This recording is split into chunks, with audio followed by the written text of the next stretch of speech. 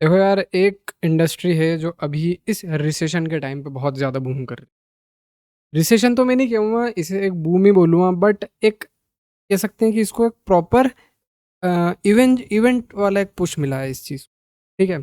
और वो है हमारी इंडिया की टेक्सटाइल इंडस्ट्री। तो इसका रीज़न तो आई गेस बहुत सारे लोगों को पता होगा, बट जिनको नहीं पता है, आप ये बात जान लो कि बांग्लादेश जो है हमारा पड़ोसी, वो टेक्सटाइल का किंग है एक टाइप से। हम देख सकते हैं कि हर बांग्लादेश की जो टेक्सटाइल इंडस्ट्री है, वो काफ़ी चीप दाम में काफ़ी अच्छे कपड़े बनाकर देती है।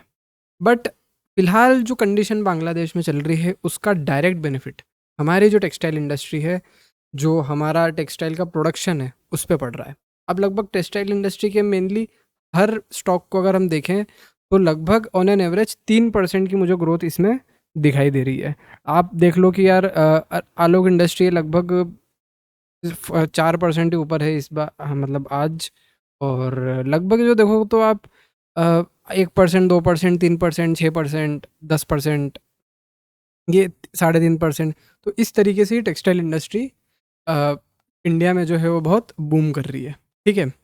सो इसका रीज़न एक्सटर्नल है, इसका रीज़न अभी मैं मानता हूँ कि लिमिटेड है, बिकॉज़ बांग्लादेश में अब क्या स्थिति बनती है, क्या गवर्नमेंट वहाँ की बनती है और किस तरीके से वो गवर्नमेंट चलती है, उसका इम्पेक्ट वहाँ की जो इंडस्ट्री है, वहाँ पर क्या पड़ता है, उस पर अब ये चीज़ डिपेंड करती है।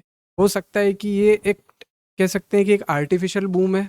आर्टिफिशियल यानी कि एक फ्यूचर कयास लगाया गया है कि अब बांग्लादेश में डिक्टेटरशिप आ चुकी है और वहाँ की जो इंडस्ट्री है वो ठप हो चुकी है, ठीक है? बहुत सारे ट्रेड राउट्स और मतलब सैंक्शन वगैरह भी अब मुझे लगता है कि बांग्लादेश के ऊपर लगेंगे, चाहे वो चाइना के हो, चाहे वो हमारे हो, बिकॉज़ ऐसा माना जा रहा है कि यूएस से थोड़ा बहुत मतलब जो ये गवर्नमेंट नहीं बनेगी, उसका ताल्लुकात रहेगा, पाकिस्तान से उसका ताल्लुकात रहेगा।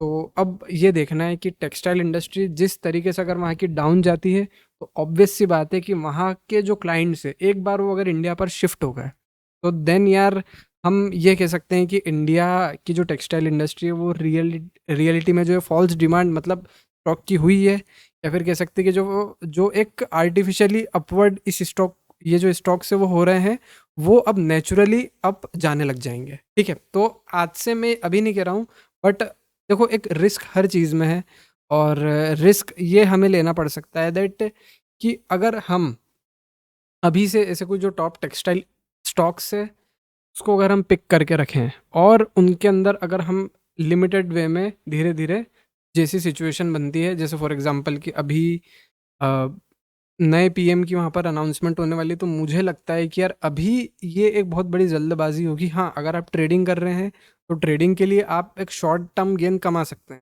फॉर एग्जांपल कि एक डे ट्रेडिंग में आप कमा सकते हैं, या फिर शायद वो चांस अभी जा चुका है क्योंकि स्टॉक्स ऑलरेडी हाई पर जा चुके हैं, बट हाँ, फिर भी आप कुछ स्टॉक्स को पिक करके कमा सकते हैं। और हाँ, ये भी हो सकता है कि मैं उन स्टॉक को आपको बता दूं, लेकिन हाँ, अभी हमें इस चीज़ पर फोकस रखना है that कि वहाँ पर क्या डिसीजन लिए जाते हैं, और उसके बेस पर, वहाँ की सिचुएशन के बेस पर ही हमें स्टॉक्स पिक करने हैं, और स्टॉक्स मतलब जो अफेक्ट वहाँ से नहीं हो रहे हैं, उनको हमें खरीदना है, ठीक है? या फिर सॉरी, मतलब जो स्टॉक्स, मतलब जो वहाँ की डिमांड यहाँ पर आएगी, उस स्टॉक को हमें खरीदना है। तो मेरा ये मानना है कि अभी थोड़ा-सा जल्दबाज़ी होगी, वहाँ पर एक बार गवर्नमेंट किसी की भी फॉर्म होने देते हैं। इंडिया का क्या स्टैंड है, क्योंकि इंडिया ने अभी कोई स्टेटमेंट इस चीज़ से रिलेटेड नहीं दी है, तो कुछ भी हो सकता है, वहाँ की गवर्नमेंट टॉपल भी हो सकती है। तो या फिर शेख हसीना वापस भी जा सकती है, क्योंकि फ़िलहाल तो वो इंडिया में ही है, बट चांसेस थोड़े बहुत कम है वहाँ पर जाने के उनके। बट हाँ, लेट्स सी कि यार होता क्या है एंड क्या डिसीजन गवर्नमेंट लेती है, और वहाँ पर कैसी गवर्नमेंट बनती है, और वहाँ की इंडस्ट्री किस तरीके से वापस से साइकिल पर आती है, ठीक है? ओके, सो दैट्स इट यार। मैं मानता हूँ कि अभी थोड़ा मतलब आपको सोच समझ के काम करना चाहिए। एकदम हड़बड़ी में हम गेन लेने के अगर उसमें जाएँगे, तो आई गेस थोड़ा बहुत हम जल्दबाज़ी कर लेंगे। Okay, thank you very much.